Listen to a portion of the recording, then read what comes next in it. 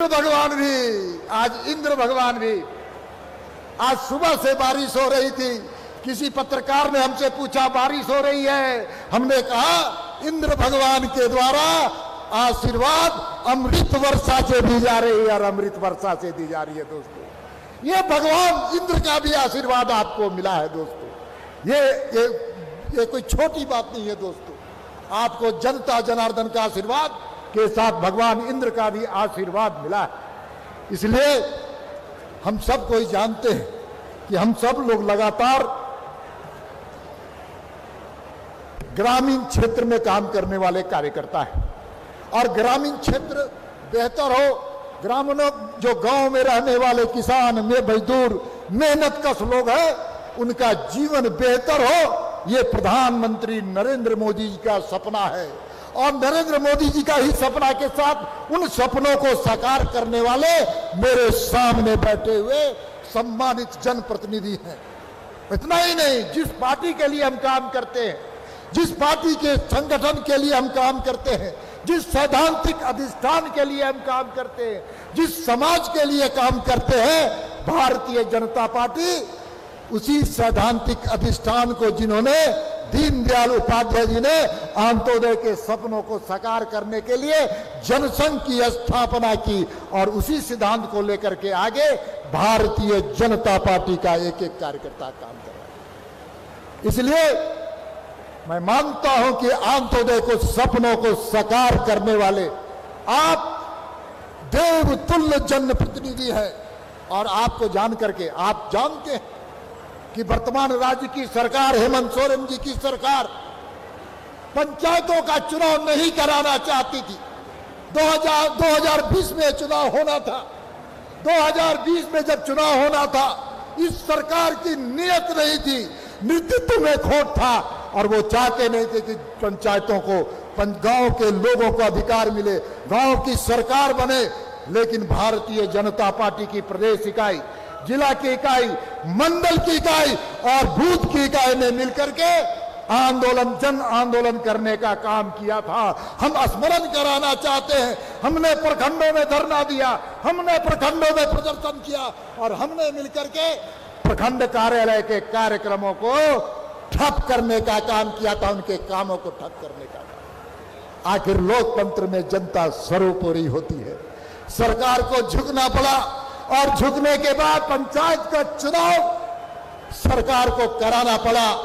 लेकिन ये बहुत दुखद बात है, पंचायत के तो चुनाव हुए, लेकिन उस चुनाव में अच्छा और बेहतर होता कि पिछड़े समाज को जो अधिकार मिलना चाहिए था, उस अधिकार से वंचित हेमंत सोरेन की सरकार ने किया। इस बात का मलाल है भारतीय जनता पार्टी को कि पंचायत के चुनाव बिना पिछड़ों के अधिकार के और हक और हुकूक के अधिकार को छीनने का काम किया। दोस्तों मित्रों, हम सब जानते हैं कि आज पूरा भारतीय जनता पार्टी दुनिया की सबसे बड़ी पार्टी है। दुनिया की ही बड़ी पार्टी नहीं है, झारखंड की भी सबसे बड़ी पार्टी है। इसलिए हम सब लोग जनता जनार्दन के आशीर्वाद से चुनाव जीते हैं। इसलिए आपकी भूमिका और बढ़ जाती है। आपकी भूमिका, जहां पर केंद्र में मोदी जी की सरकार है, उनके उपलब्धियों को जमीन तक पहुंचाने का काम है। जो अंत्योदय के सपनों को साकार करने वाला कार्यक्रम है, उसको जन जन तक, घर घर तक पहुंचाना है।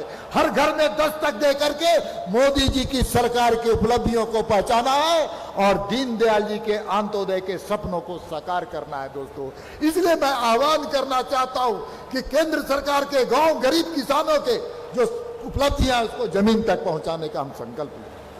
मैं आपके सामने आग्रह और निवेदन करने के लिए भी खड़ा हूं। हम सब जानते हैं कि मोदी जी के करिश्माई नेतृत्व ने इस देश के अंदर एक क्रांतिकारी परिवर्तन करने का काम किया। गांव और गरीबों के बारे में विशेष प्रधानमंत्री जी केंद्र की सरकार ने केंद्र बिंदु बनाकर कार्यक्रमों की योजना की। मैं ज्यादा नहीं कहूंगा, केंद्र की बातों को हमारे माननीय मंत्री जी कहेंगे, लेकिन दो बातों का मैं उल्लेख करना चाहता हूं मोदी जी की सरकार का।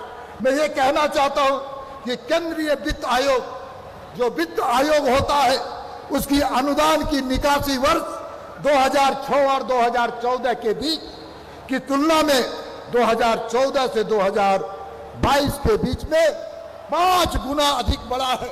हम कांग्रेस की सरकार में जितना अनुदान कांग्रेस की सरकार देती थी उससे 5 गुना अनुदान नरेंद्र मोदी जी की सरकार, केंद्र की सरकार दे रही है। दोस्तों, एक बार नरेंद्र मोदी जी के नाम पर हम सब लोग करतल ध्वनि से उनको अभिवादन करें।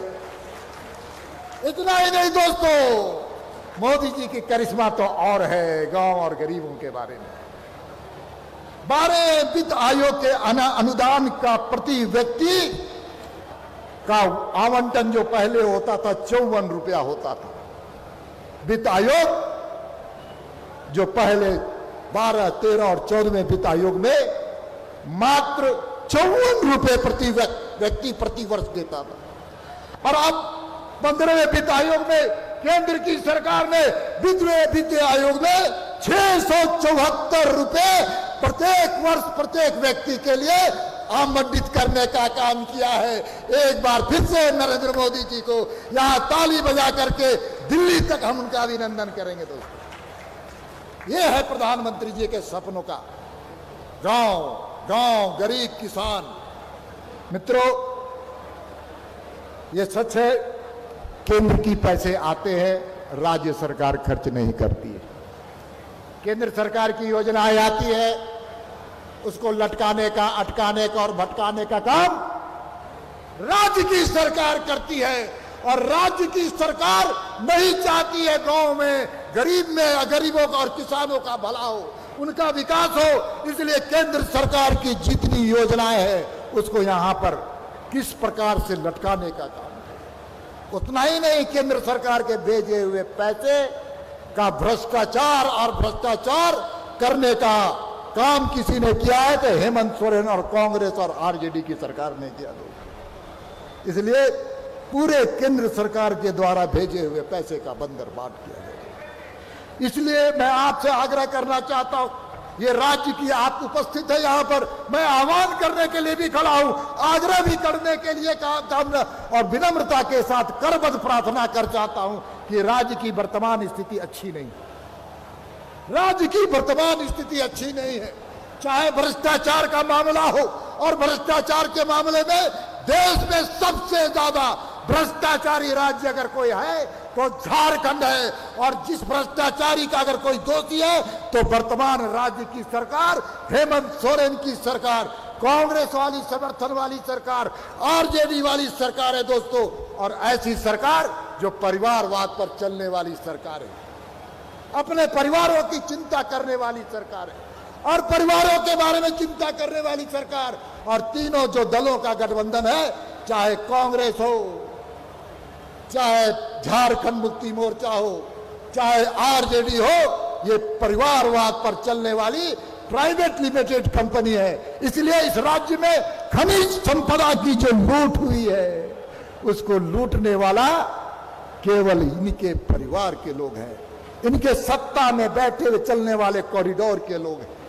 और जहां भी केंद्र सरकार की एजेंसियां हाथ डालती है तो नगद के साथ ऐसे आर्थिक दस्तावेज मिलते हैं जिससे राज्य के सरकार के लोगों के पसीने छूटने का काम हो रहा है। दोस्तों, भ्रष्टाचार में पूरे भारत में अव्वल, साथ साथ कानून व्यवस्था के बारे में हमारी बहनें बैठी हैं, यहां पर बैठी है हमारी बहनें जो लक्ष्मी स्वरूपा है, दुर्गा स्वरूपा है, काली स्वरूपा है, सरस्वती स्वरूपा है।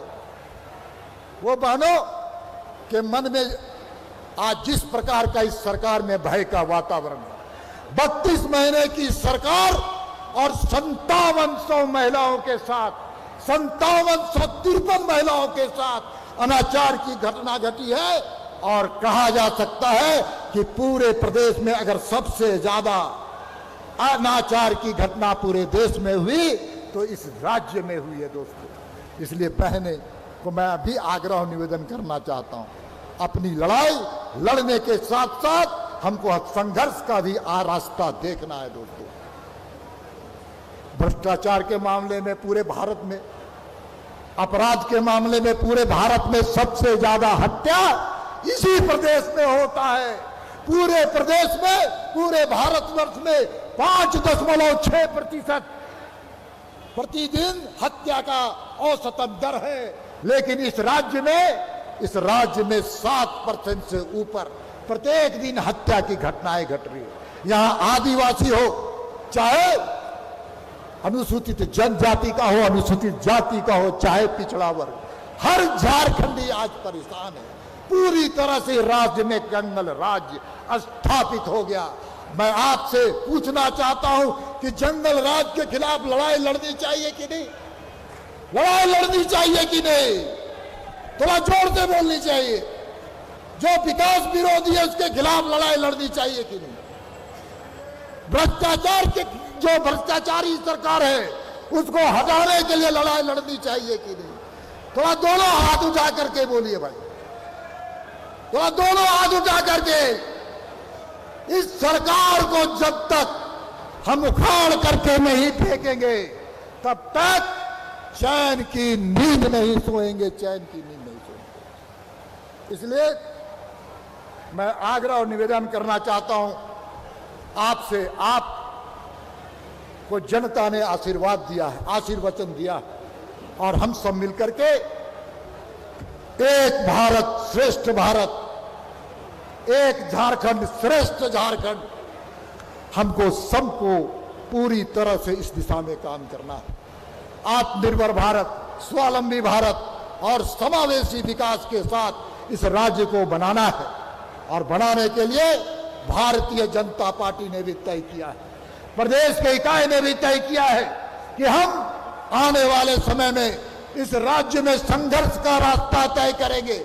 और इस राज्य में झारखंड की जनता चाहती है कि भारतीय जनता पार्टी के नेतृत्व में अटल जी ने इस राज्य को बनाने का काम किया, आडवाणी जी ने इस राज्य को बनाने का काम किया, और नरेंद्र मोदी जी की सरकार इस राज्य को संवारने का काम करने वाली है। इसमें बीच में कोई झारखंड मुक्ति मोर्चा और कांग्रेस का और आरजेडी के लोग अगर विकास के मामले में, भ्रष्टाचार के मामले में अगर अवरोध पैदा करेंगे तो हम सब लोग इसके खिलाफ सड़क से लेकर के सदन तक हम संघर्ष करने के लिए तैयार होंगे। दोस्तों, इन्हीं शब्दों के साथ मैं आज मंत्री जी हमारे बीच में आए हैं, इनकी व्यस्ततम कार्यक्रम थे, महाराष्ट्र के लोकप्रिय नेता हैं, उनसे मैंने आग्रह। विवेकानंद विद्या मंदिर स्कूल एक CBSE affiliated English medium coed school है। हम शिक्षा के साथ संस्कार देते हैं। thefollowup.in, like, share and subscribe. www.thefollowup.in